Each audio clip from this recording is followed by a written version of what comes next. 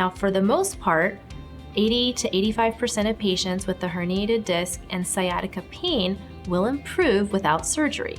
So the statistics are in favor that you won't ultimately need to have a surgery. Surgery for herniated disc is referred to as a microdiscectomy or a laminectomy discectomy.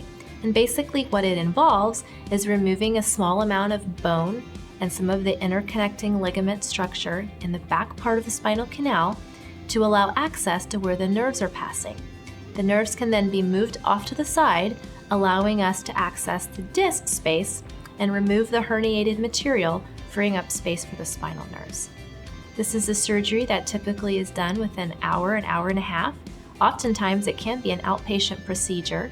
The recovery involves some activity modification, limiting repetitive twisting, bending, lifting, anything that loads the disc mechanically for a period of about 6 to 8 weeks, and gradually resuming normal activities.